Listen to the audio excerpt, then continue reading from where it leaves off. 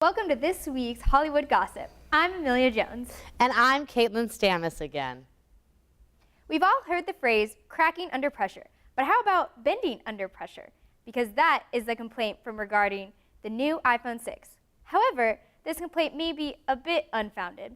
U.S. nonprofit Consumer Reports fear that the iPhone 6 bending is being overblown.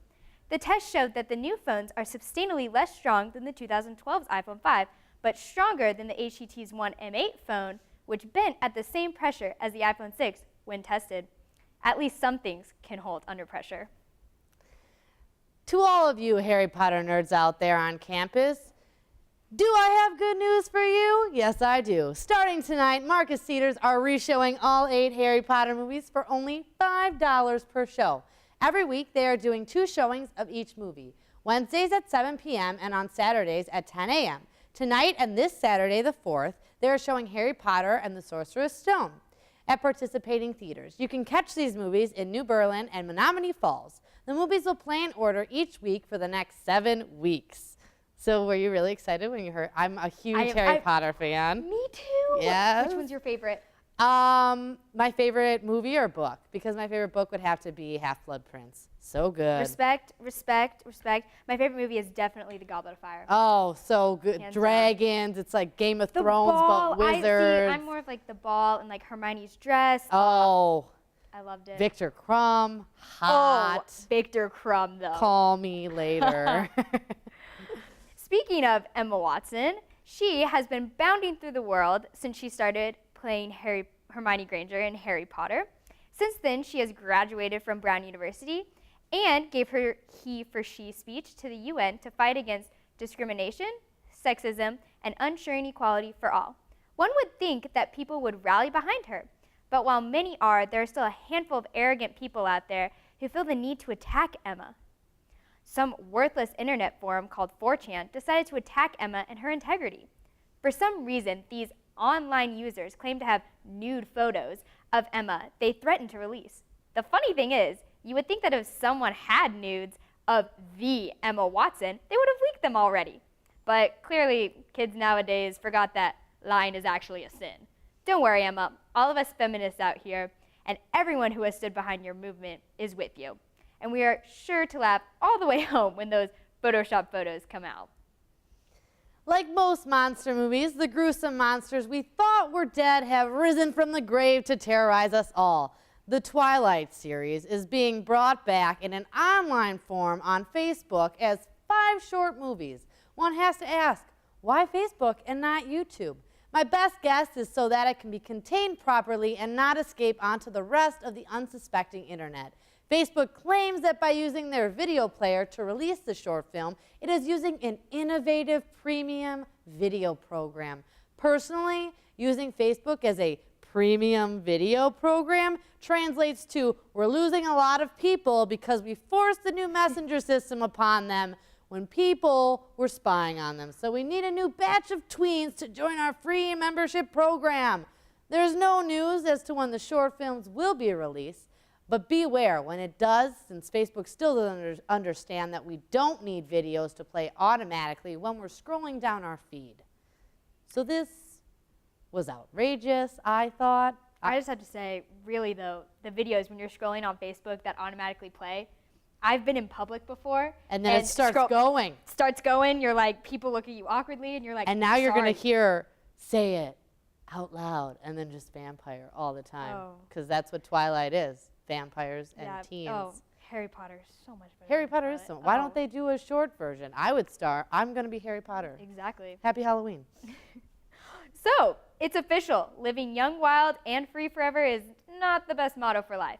After a year of marriage, artist Wiz Khalifa and wife Amber Rose have filed for divorce. Although there are many rumors regarding the reason for their split, including infidelity, Rose cited irreconcilable differences as the cause in this filing. Rose is not only seeking divorce, but also full custody of their 1-year-old son, Sebastian. Sorry, Wiz, but if you look on the bright side, at least you're not being indicted for tax fraud like Michael the Situation. It's official. Bruce Jenner has finally escaped the Kardashian clan. Woohoo! For good. This past week, Bruce and Kris Jenner filed for divorce after their year-long separation.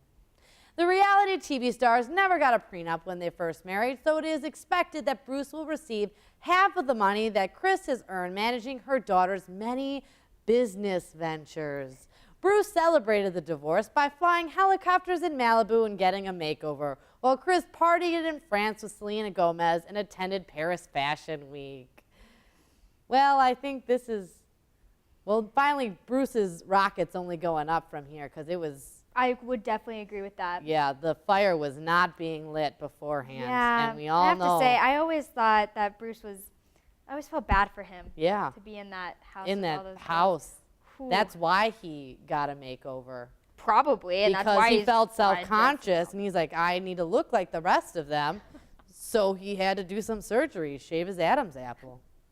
Speaking of the Kardashians, Ukrainian prankster Vitaly Saduk struck again. This time his target was none other than Kim Kardashian. Kim was tackled by Saduk shortly after getting out of her limo to walk the red carpet. Husband Kanye West and mother Kris Jenner witnessed the joke and were definitely not amused. But despite the mishap, Kim continued down the red carpet and made it in time to see her sister Kendall walk the runway. Kim may not have been fond of the prank, but like the French say, c'est la vie. This is a story coming to you straight out of the internet. Draven Rodriguez, a high school senior, had the choice to have a prop in his senior photo, and he chose to have his cat, Mr. Bugglesworth, with a hip 80s background. At first, the photo was not allowed to be a senior photo, but after much outrage among the internet community and locals, the photo was added in a different section of the yearbook. His principal, Diane Wilkinson, also joined in on the photo with her chihuahua, Vivian. Now that's a happy ending.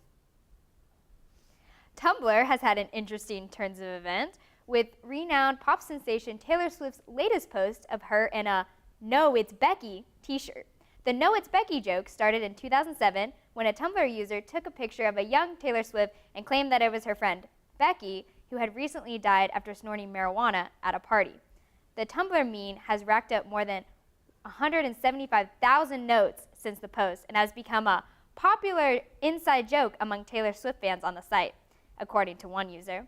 You keep shaking it off, Taylor. If you're a part of the online YouTube community, you might have heard about Sam Pepper before. If you haven't, there was a YouTuber named Sam Pepper who was pretty popular for various prank videos, but his latest video has created outrage. The video features Sam Pepper groping women's butts while wearing a hoodie. His arm is hidden under his sweatshirt behind his back, while the empty sleeve is tucked into the front pouch of his hoodie. He does this so the women won't immediately think he did it. Many people are claiming that the video is sexual harassment, not a prank, and have spoken out against Sam Pepper. In response to the video, rude and derogatory emails from Sam to fans have leaked. Multiple charges are being pressed against him. One woman from the video is even charging him with rape. Other YouTubers have denounced Sam Pepper, and as of this week, the original video has been taken down. Well, boy, am I glad we do not have a Sam Pepper on campus. Because I would probably slap him silly and then hang him up on a flagpole when I was done. But yeah, I thought it was a little shocking that you would think that that was a funny joke, but I am too, and he usually is really funny too. really, I've Yeah. never seen any of his videos. I saw a video once and he was comical, and now don't talk to me. What exactly is the situation Michael the Situation Sorrentino is in? Well, Sorrentino and his brother Mark were indicted for failing to pay taxes on $8.9 million in income. According to the indictment, the brothers, among other things, claimed expensive cars, fancy clothes, and personal grooming as business expenses. Luckily for Sorrentino, his very expensive lawyer has said his client has surrendered and is expected to be released on bond. Maybe Sorrentino should spend a little less time on grooming and a little more time obeying the law. Going with the Jersey Shore's theme, Snooki is a mother again. The Jersey Shore reality star gives birth to her second child. The world welcomes Giovanna Marie Laville. More pronunciation than an Italian church. At 6 pounds and 7 ounces, Snooki gladly included her fans in all the action by tweeting updates on her pregnancy struggles. Sadly, she didn't realize no one cared, but nonetheless, we wish Snooki and her super Italian family good tidings and lots of pasta. Thank you for watching this week's Hollywood segment. See you next week with more Hollywood gossip, so be sure to tune in. But wait, don't go anywhere just yet. When we return, we have viral videos with anchors Megan and Aaron, and trust me, you don't want to miss out.